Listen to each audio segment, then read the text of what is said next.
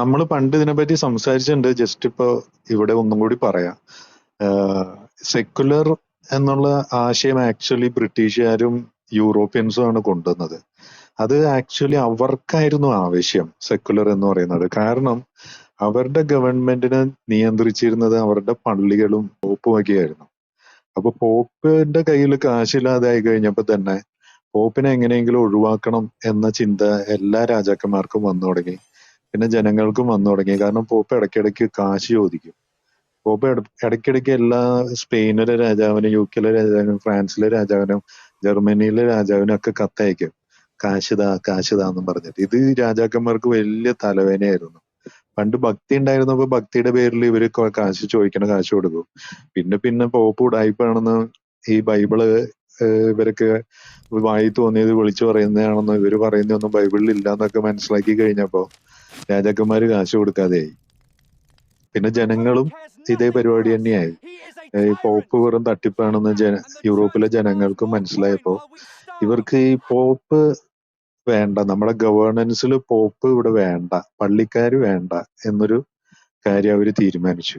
അങ്ങനെയാണ് സെക്കുലറിസം എന്ന് പറയുന്ന സാധനം അവര് ഇൻട്രൊഡ്യൂസ് ചെയ്യുന്നത് അവരുടെ നാടുകളിൽ. കാരണം അവർക്കത് വേണമായിരുന്നു. അവർക്ക് ഈ പോപ്പിന്റെയും പള്ളിക്കാരുടെയും ഗവൺമെന്റിലുള്ള അവരുടെ ആ ഒരു ഇമ്പോർട്ടൻസോ അല്ലെങ്കിൽ എന്താ പറയാ അവരുടെ ആ ഒരു ഇൻഫ്ലുവൻസ് ഇല്ലാതാക്കണമായിരുന്നു. പക്ഷെ ഇന്ത്യയിലോ സൗത്ത് ഏഷ്യയിലോ അല്ലെങ്കിൽ ആഫ്രിക്കയിലോ ഇങ്ങനെയുള്ള രാജ്യങ്ങളിലൊന്നും ഈ ഗ്ലോബൽ സൗത്ത് എന്ന് പറയുന്ന ഏരിയയിലെ രാജ്യങ്ങളിലൊന്നും ഗവൺമെന്റിൽ ഈ പള്ളിക്കാർക്കോ അല്ലെങ്കിൽ അമ്പലക്കാർക്കോ ക്ഷേത്രക്കാർക്കോ ഒന്നും യൂറോപ്പിലുള്ള പോലത്തെ ഒരു ഇൻഫ്ലുവൻസോ പ്രാധാന്യമോ ഒന്നുമില്ല. ഈ പള്ളിക്കാര് അല്ലെങ്കിൽ ഇവിടുത്തെ എന്തെങ്കിലും മാർപ്പാപ്പനെ പോലെ ഇവിടെ ഒരാളുണ്ട്, അയാൾ പറയുന്ന പോലെ രാജാക്കന്മാര് കേൾക്കൂ, അങ്ങനെ ഒരു സംവിധാനമൊന്നും ഇന്ത്യയിലോ ആഫ്രിക്കയിലോ ഒന്നും ഉണ്ടായിരുന്നില്ല. രാജാക്കന്മാര് ജനങ്ങൾ പറയുന്നത് കേൾക്കും എന്ന് പറയുന്നതായിരുന്നു ഇവിടുത്തെ ഒരു ലൈൻ. ഇവിടെ ഒരു എന്താ പറയുക, ഒരു പ്രോട്ടോ ഡെമോക്രസി എന്നൊക്കെയാണ് ഇന്ത്യയിലെ റൂളിംഗ് സിസ്റ്റത്തിനെ ഹിസ്റ്റോറിയൻസ് വിളിക്കുന്നത് തന്നെ പ്രോട്ടോ ഡെമോക്രസി എന്നാണ്. വിജയനഗര സാമ്രാജ്യം ആയാലും ശരി, എല്ലാത്തിനെയും ചോള, ചേര, പാണ്ഡ്യ എല്ലാം പ്രോട്ടോ ഡെമോക്രസി എന്നാണ് വിളിക്കുന്നത്. ഒരു പകുതി കുറച്ചൊക്കെ ഡെമോക്രസി പഴയൊരു ഡെമോക്രസിയുടെ ഒക്കെ ഒരു അവസ്ഥ. ജനങ്ങൾ പറയുന്നത് രാജാവ് കേൾക്കുക എന്ന് പറയുന്നത് തന്നെയാണ് സംഭവിച്ചുകൊണ്ടിരുന്നത്. അപ്പോ ഇവിടെ നമ്മൾ വില കൊടുത്തിരുന്ന സാധനം എന്ന് പറയുന്നത് പ്ലൂരലിസം എന്ന് പറയുന്നതാണ്. പ്ലൂറലിസത്തിന്റെ ഇന്ത്യൻ വാക്ക് ഞാൻ വിട്ടുപോയി. പ്ലൂറലിസം ബഹുത്വം അല്ലെങ്കിൽ ഡൈവേഴ്സിറ്റി എന്ന് പറഞ്ഞാലും കുഴപ്പമില്ല. ബഹു എന്നുള്ള അർത്ഥത്തിൽ തന്നെ. അതെ, നാനാത്വം. അതെ, അത് ഇംഗ്ലീഷ് വാക്ക് പ്ലൂറലിസം. അതാണ് ഇന്ത്യയിൽ ഉണ്ടായിരുന്നത്. അതായത് എത്ര വേണമെങ്കിലും 1000 മതങ്ങൾ ഉണ്ടായിക്കോട്ടെ, അതായത് 1000 അഭിപ്രായങ്ങൾ ഉണ്ടായിക്കോട്ടെ, പിന്നെ ഒരു 1000 അഭിപ്രായങ്ങൾ ഈ 1000 മറ്റേ ആദ്യമുള്ള 1000 അഭിപ്രായങ്ങളെ എതിർക്കുന്ന ഒരു പുതിയ ഒരു 1000 അഭിപ്രായങ്ങൾ ഉണ്ടായിക്കോട്ടെ. പക്ഷെ എല്ലാം നിലനിൽക്കണം, ഒന്നിനെയും നശിപ്പിക്കാൻ പാടില്ല. എല്ലാം വേണം, എല്ലാം ഇവിടെ ഉണ്ടായിരിക്കണം, എല്ലാം ഇവിടെ നിലനിൽക്കണം. അതാണ് പ്ലൂറലിസം എന്ന് പറയുന്നത്. ഈ സാധനമൊന്നും യൂറോപ്പിൽ തൊട്ട് തീണ്ടിയിട്ടില്ല. അവന്മാർക്ക് ഒരു ഒറ്റ സാധനമേ അവർക്ക് അക്സെപ്റ്റ് ചെയ്യാൻ പറ്റുള്ളൂ. 2 എണ്ണത്തിനെ പോലും അവർക്ക് അക്സെപ്റ്റ് ചെയ്യാൻ പറ്റില്ല. ഡ്യുവലിസം പോലും അവർക്ക് പറ്റില്ല, പിന്നെയാണ് പ്ലൂറലിസം. അപ്പൊ അവര് ഇന്ത്യയുടെ തലത്തിലേക്കൊക്കെ അവര് വളർന്നു വരാൻ പോകുന്നുള്ളൂ. അമേരിക്കയിൽ ഇപ്പൊ കൂടിയും ഈ ഇന്ത്യക്കാര് വരുന്നതിനെ എതിർക്കുന്നതിന്റെ പ്രധാന കാരണം ഇന്ത്യക്കാര് എല്ലാവരും ഹിന്ദുക്കളും മുസ്ലിങ്ങളുമാണ്, ക്രിസ്ത്യാനികൾ എണ്ണത്തിൽ വളരെ കുറവാണെന്നുള്ളതുകൊണ്ടാണ് ഇന്ത്യക്കാരെ എതിർക്കുന്നത്. ഈ വേറെ മതത്തിൽപ്പെട്ട ആൾക്കാർ വന്നിട്ട് ഇവിടെ എന്നാ കാണിക്കാനാ, നമ്മൾ ഇവിടെ ക്രിസ്ത്യാനികളല്ലേ എന്നുള്ളൊരു ലൈനാണ് അവിടെ അമേരിക്കക്കാർക്ക്.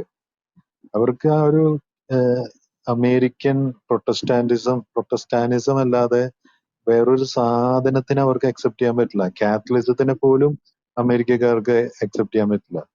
കാത്തലിക്സ് ആർ നോട്ട് ക്രിസ്ത്യൻസ് എന്നാണ് അമേരിക്കക്കാർ പറയുന്നത്. ജോറോഗന്റെ ഒരു വ്ലോഗില് മെൽ ഗിബ്സൺ എന്ന് പറയുന്ന അമേരിക്കയിലെ ഏറ്റവും പ്രശസ്തനായ നടനും എഴുത്തുകാരനും സംവിധായകനുമായ വ്യക്തി പറയുന്നത് ഈ കാത്തലിക്സ് ഡെവിൾ വർഷിപ്പേഴ്സ് ആണെന്നാണ്. മാർപ്പാപ്പയൊക്കെ രഹസ്യമായിട്ട് ഡെവിളിനെ വർഷിപ്പ് ചെയ്യാന്നാണ് പുള്ളി പറയുന്നത്. ഒരു 30 സെക്കൻഡ് കേട്ടിട്ടില്ല. അത് ഞാൻ പറഞ്ഞത് പ്ലൂറലിസം അമേരിക്കയില് പ്രൊട്ടസ്റ്റന്റ്സിനെ അല്ലാതെ വേറെ ആരെയും അവര് മതപരമായിട്ട് അംഗീകരിക്കുന്നില്ല. ഇന്ത്യക്കാരെ ഇവർക്ക് ഇഷ്ടമല്ലാത്തതിന് കാരണം ഇന്ത്യയിൽ നിന്ന് വരുന്നവര് ഹിന്ദുക്കളും മുസ്ലിങ്ങളും കാത്തലിക്സും ആയതുകൊണ്ടാണ്. കാരണം കാത്തലിക്സിനെ ഡെവിൾ വർഷിപ്പേഴ്സ് ആയിട്ടാണ് അമേരിക്കയിലെ പ്രൊട്ടസ്റ്റന്റ്സ് കാണുന്നത് തന്നെ ഡെവിൾ വർഷിപ്പേഴ്സ് ആയിട്ടാണ്. മാർപ്പാപ്പ വത്തിക്കാനിൽ രഹസ്യമായിട്ട് ഡെവിളിനെ വർഷിപ്പ് ചെയ്യാന്നാണ് ഈ ഇവര് പറയുന്നത്, അമേരിക്കക്കാര് പറയുന്നത്. അപ്പൊ നമ്മള് നോക്കുകയാണെങ്കിൽ പ്ലൂറലിസം എന്ന് പറയുന്ന ഒരു സാധനമുള്ള രാജ്യങ്ങളിലെ പ്രധാനപ്പെട്ട രാജ്യം ഇന്ത്യ തന്നെയാണ്. നമ്മുടെ കയ്യിൽ ഇപ്പൊ കാശ് മാത്രമേ കുറവുള്ളൂ. മെറ്റീരിയലിസ്റ്റിക് ആയിട്ടുള്ള ആഹ് കാ- എന്താ പറയുക, പണപരമായ ഈ എന്താ അങ്ങനത്തെ പൈസയുടെ ഇതായിട്ടുള്ള ഒരു കുറവ് മാത്രമേ നമുക്കുള്ളൂ. സാംസ്കാരികമായിട്ടും മാനുഷിക മൂല്യങ്ങൾ വെച്ചും ഇന്ത്യ ലോകത്തിലെ ഏറ്റവും മികച്ച രാജ്യം തന്നെയാണ്. അതിൽ ഒരു സംശയവും വേണ്ട. നമുക്കിപ്പോ നിലവിൽ പൈസ മാത്രമേ ഉള്ളൂ നമുക്ക് കുറവ്. അല്ല, യൂറോപ്പിൽ എന്ത് പ്രകൃതി വിഭവങ്ങൾ എന്താ ഉള്ളത്? അവിടെ നമുക്ക് എന്ത് കൃഷി ചെയ്യാൻ പറ്റും? അവിടെ എന്ത് പ്രകൃതി വിഭവങ്ങളാ ഉള്ളത്? അവിടെ എന്ത് ഖനികളാ ഉള്ളത്? ഒന്നുമില്ലല്ലോ. ഒക്കെ ആഫ്രിക്കയിൽ നിന്ന് ഇന്ത്യയിൽ നിന്ന് അവരൊരു കൊള്ളയടിച്ചു കൊണ്ടുവന്നിട്ടുള്ള. അവരൊരു 250 വർഷം ലോകത്തിലെ ബാക്കി എല്ലാ സ്ഥലത്തു നിന്നും നല്ല നല്ല ഡെവിൾസ് വർഷിപ്പ് രീതിക്ക് മോഷ്ടിച്ച് കൊണ്ടുപോയിട്ടുണ്ടല്ലോ. 250 വർഷത്തെ മോഷണം മുതൽ അവിടെ ഇരിക്കുന്നുണ്ട്. അതൊക്കെ മറ്റേ ടാക്സും ഇൻട്രസ്റ്റും മറ്റതും മറിച്ചതും എല്ലാ ബിസിനസിന്റെയും ടോപ്പ് ഇൻവെസ്റ്റ്മെന്റ് യൂറോപ്യൻസിന്റെയും അമേരിക്കക്കാരുടെയാണ്. ഒരു വർഷം അവർക്ക് കിട്ടുന്ന ഇൻട്രസ്റ്റും പ്രോഫിറ്റും തന്നെ ഭയങ്കര വലുതാണ്. എന്തിനാ ജസ്റ്റ് ഈ വിൽസ് സിഗരറ്റ് എന്ന് പറയുന്ന സാധനം വെച്ച് തന്നെ ഇംഗ്ലീഷുകാർ എത്ര പൈസ ഉണ്ടാക്കുന്നുണ്ടെന്ന് അറിയാമോ? ചേട്ടാ, ITC കമ്പനിയാണ്, നമ്മുടെ ഇന്ത്യൻ ടുബാക്കോ കമ്പനിയാണ് വിൽസ്. ഇന്ത്യൻ ടൊബാക്കോ കമ്പനി അതിന്റെ ഷെയർ ഇപ്പൊ 20% ഷെയർ ഇപ്പോഴും UK-കാരുടെ കയ്യിലാണ് ഇരിക്കുന്നത്. അതായത് 10 രൂപയുടെ ഒരു സിഗരറ്റ് നിങ്ങൾ വിൽ സിഗരറ്റ് വാങ്ങുകയാണെങ്കിൽ അതിന്റെ 20%, അതായത് 2 രൂപ ഈ UK-യിലേക്കാണ് പോകുന്നത്. എത്ര സിഗരറ്റ് ഇന്ത്യയിൽ വിൽക്കപ്പെടുന്നുണ്ട് ഒരു ദിവസം? എത്ര രൂപ UK-യിലേക്ക് പോകുന്നുണ്ട് ഒരു ദിവസം? ഇതേപോലെ ഓരോ സാധനത്തിലും, പെട്രോളില്, സിഗരറ്റില്, എന്താ പറയാ, ടയറില്, മെഷീനില്, ഷിപ്പില്, അത് ഇത് മറ്റേ മറിച്ച് എല്ലാ സാധനത്തിലും ഇവന്മാർക്ക് പൈസയാണ്. ചെയ്തെന്ന് ഈ വെച്ച് അടുത്ത കഴിഞ്ഞാൽ കാലത്തെ ലോകത്തുള്ള ടെക്നോളജികളെല്ലാം ഓരോ രാജ്യത്തുള്ള ടെക്നോളജികളെല്ലാം നന്നേ അടിച്ചു മാറ്റി അവരുടേതാക്കി. പിന്നെ അത് വെച്ചിട്ട് കമ്പനികൾ ഉണ്ടാക്കി. ഈ പണം ഉപയോഗിച്ച് ഹിന്ദുസ്ഥാൻ ലിവർ, നമ്മള് സർഫ് മേടിച്ചാലും ഏത് മേടിച്ചാലും കാശ് പുറത്തേക്ക് പോകും. ഇങ്ങനെ എല്ലാ കമ്പനികളും ഇപ്പൊ അവർ ഇന്ത്യയിൽ വന്നിട്ട് ഹോസ്പിറ്റൽസ് മുഴുവൻ മേടിച്ചു. ഈ ട്രീറ്റ്മെന്റ് ഭയങ്കര കോസ്റ്റ്ലി ആവും. പിന്നെ ഈ കമ്പനികളാണ്, ഈ അസറ്റ് മാനേജിംഗ് കമ്പനികളാണ് ഇന്ത്യയിലെ കമ്പനിയിൽ ഇൻവെസ്റ്റ് ചെയ്തിരിക്കുന്നത്. ഇന്ത്യയിലെ സ്റ്റോക്ക് മാർക്കറ്റിലെ നല്ലൊരു പേഴ്സൺ ഇൻവെസ്റ്റേഴ്സ് ആരാണ്? അവരാണ്. അവർ വിഡ്രോ ചെയ്യട്ടെ, സ്റ്റോക്ക് മാർക്കറ്റ് ഇപ്പൊ പൊട്ടും. ആ ലോകത്തുള്ള എല്ലാ സ്റ്റോക്ക് മാർക്കറ്റ് സ്ഥിതി ഏതാണ്? ഈ ബ്ലാക്ക് റോക്ക് പോലത്തെ ഒരുപാട് കമ്പനികളുണ്ട്. അവരാണ് ലോകം നിയന്ത്രിക്കുന്നത്. ഇതെല്ലാം അതാണ്. അപ്പൊ ചുരുക്കി പറഞ്ഞു കഴിഞ്ഞാൽ ഇവര് ലോകത്ത് കട്ടൗണ്ട് വന്ന പൈസ കൊണ്ട്, മോഷ്ടിച്ചുണ്ടാക്കിയ പൈസ കൊണ്ട് ഇഷ്ടംപോലെ ലോകത്തെ നിയന്ത്രിക്കാനുള്ള സംവിധാനങ്ങൾ അവരുണ്ടാക്കി. ഈ മൾട്ടിനാഷണൽ കമ്പനീസ് എന്ന് പറയുന്നത് ചേട്ടാ, ഒരു മിനിറ്റ് ലോകത്തെ പുതിയ ഓർമ്മ. കൊള്ളയടിക്കലിന്റെ പുതിയ രൂപമാണ്. അപ്പൊ നമുക്ക് അതിനെ അതിനെ എങ്ങനെ എതിർക്കാൻ ഇവിടെ കഴിയും? മറ്റു രാജ്യങ്ങൾ നോക്കുക, രാജ്യത്തൊക്കെ അവർ മേടിച്ചിരിക്കുകയാണ്. ഈജിപ്തൊക്കെ അവർ പർച്ചേസ്ഡ്. ചേട്ടാ, അല്ലല്ല, നിർത്തിക്കോ സത്തേശ്, ഒരു മിനിറ്റ്. ഒന്ന് പറഞ്ഞു തീർക്കട്ടെ മനു, ഒന്ന് പറഞ്ഞു തീർക്കട്ടെ, കൺട്രി സംസാരിക്കല്ലേ ഇപ്പൊ പുള്ളി. വാറാണെന്ന് നമ്മൾ പറയും. Actually 1/3 of Ukraine is purchased by BlackRock. ആ ഉക്രൈൻ എന്ന രാജ്യത്തിന്റെ 1/3 ബ്ലാക്ക് റോക്കിന്റെ കമ്പനികളാണ്. അപ്പൊ യുദ്ധം നടക്കുന്നു, വെപ്പൺസ് നടക്കുന്നു, ഇത് മാത്രമേ നമ്മൾ കാണുന്നുള്ളൂ. ബ്ലാക്ക് റോക്ക് പിന്നെ അവരുടെ രാജ്യത്തിന്റെ 1/3 മേടിച്ച ആരും അറിയില്ല.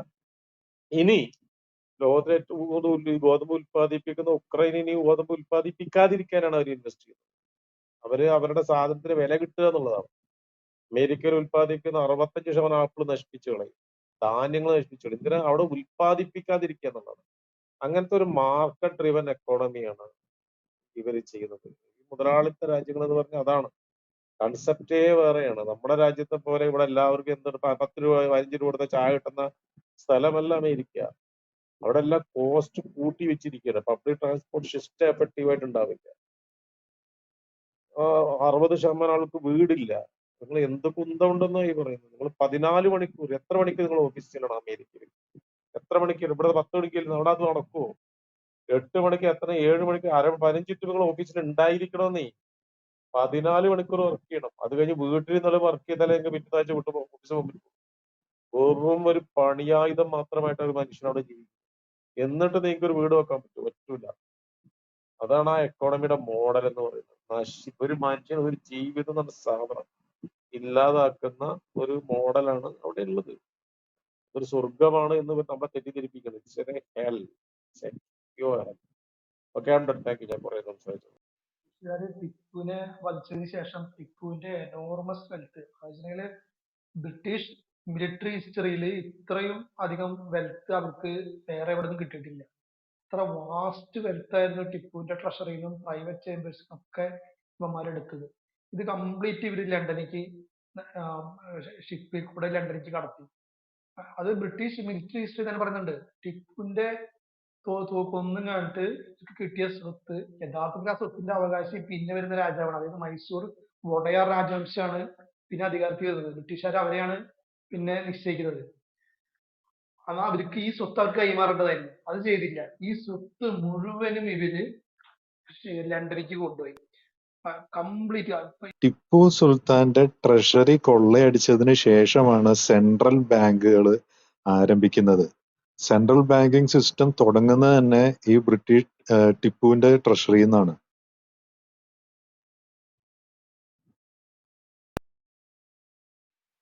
ഈ സ്വത്തുണ്ടല്ലോ, ടിപ്പു ഈ കോഴിക്കോട് ആക്രമിച്ചല്ലോ. അപ്പൊ ഈ സാമൂതിരി ആയിരക്കണക്കിന് വർഷങ്ങളായിട്ട് സ്പേസ് ട്രേഡിംഗ് നടത്തിക്കൊണ്ടിരുന്ന അറബികളായിട്ട് അത് വേറൊരു കോമഡി. ടിപ്പു സുൽത്താന്റെ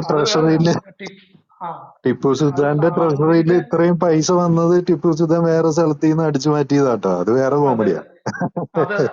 അത് ശരിയാണ്. ഈ ഇവിടുന്ന് പറയുന്നുണ്ട് ഈ 100 കണക്കിന് ആനപ്പുറത്താണ് ഇവിടുന്ന് ശ്രീരംഗപട്ടണത്തേക്ക്, അത് കോഴിക്കോട് നിന്ന് ശ്രീരംഗപട്ടണത്തിലേക്ക് ഈ സ്വത്ത് വെൽത്ത് കൊണ്ടുവരുന്നത്, ഓർണമെന്റ്സും അങ്ങനെയൊക്കെ ആയിട്ട്. ഇതൊക്കെ ടിപ്പുവിന്റെ ഇതിലുണ്ടായിരുന്നു. പക്ഷെ ബ്രിട്ടീഷുകാരെ ആക്രമിച്ചപ്പോ ഇത് കംപ്ലീറ്റ് അവർ ഇന്ത്യക്ക് പുറത്ത് കടത്തി. എന്നിട്ട് അവർ റിച്ചായി.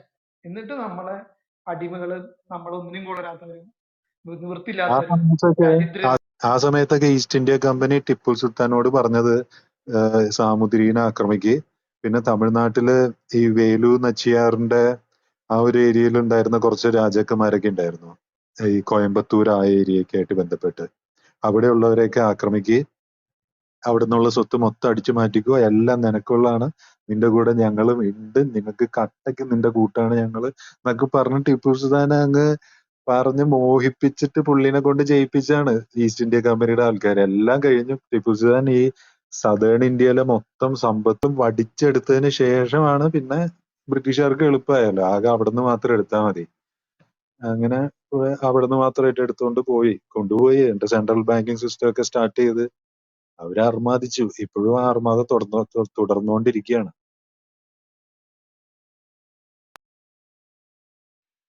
ഒരു കമ്പനിയാണ് ഇതൊക്കെ കൊള്ളടിച്ചുകൊണ്ടായത്. അതായത് രസം.